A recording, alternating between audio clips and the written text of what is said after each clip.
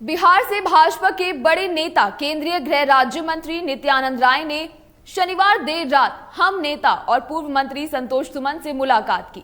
ठीक एक दिन पहले भाजपा के पूर्व प्रदेश अध्यक्ष और सांसद संजय जायसवाल ने राष्ट्रीय लोक मोर्चा के अध्यक्ष उपेंद्र कुशवाहा से मुलाकात की थी।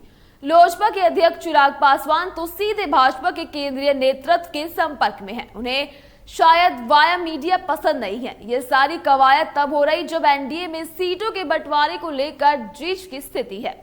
बीजेपी के जिन जिन नेताओं ने घटक दल के नेताओं से मुलाकात की, जाहिर है कि उन्हें बीजेपी के शीर्ष नेतृत्व में इसका आदेश मिलेगा।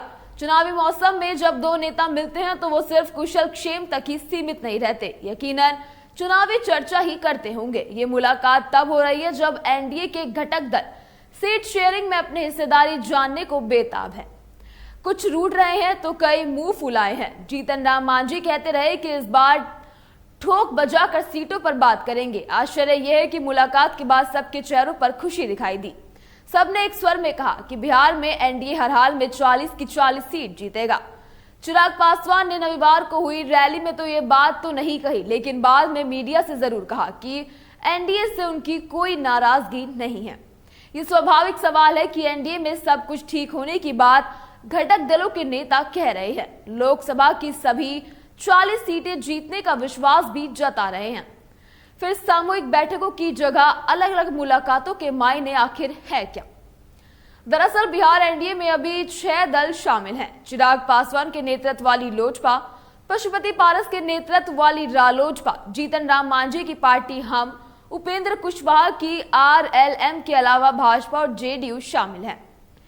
बिहार में लोकसभा की 40 सीटें हैं। पिछले चुनाव में भाजपा ने 17 सीटों पर लड़कर सभी सीटें जीत ली थी, जबकि जेडीयू ने 17 पर लड़कर 16 सीटें जीती थी। लोजपा के खाते में 6 सीटें आई थी, यानी तब के एनडीए के 3 दलों ने 40 में 39 सीटें जीत ली थी। अब इनकी संख्या 6 हो गई है। मुकेश सहनी की पीटी पार्टी वीआईपी भी आने को बेचैन है। इसके नेता मुकेश सहनी दिल्ली के दौरे पर हैं। बताया जा रहा है कि भाजपा के शीर्ष नेताओं से उनकी मुलाकात होनी है। पिछली बार की जीती सीटें अगर उन दलों को मिल जाती हैं तो जीतन राम मांझी की पार्टी हम, उपेंद्र कुशवाहा के आरएलएम और मुकेश सहनी की वीआईपी को भाजपा सीटें कहां से देगी? भाजपा एनडीए का इस बार भी नेतृत्व कर रही है तो उसे बड़े भाई की भूमिका में रहना ही है। असल पैच यही फंसा है। भाजपा के सामने सीट बंटवारे का काम काफी दुरह हो गया है। इसे सुलझा पाना आसान नहीं है। बीजेपी इसी का उपाय तलाश रही है। बीजेपी नेताओं का घटक दलों के नेताओं से मिलना इसी पैच को सुलझाने की दिशा में कदम माना जा रहा है।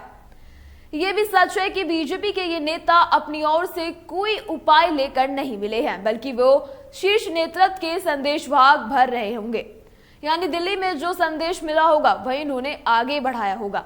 भाजपा के शीर्ष नेतृत्व में एकमात्र ट्रबल शूटर अमित शाह दिखते हैं। उन्होंने हारी बाजी जीतने की कला आती है। रूठी को मनाने में वो माहिर है। नापसंदगी की व्यक्तिगत धारणाओं के बावजूद अमित शाह अब सभी को स्वीकार्य हैं।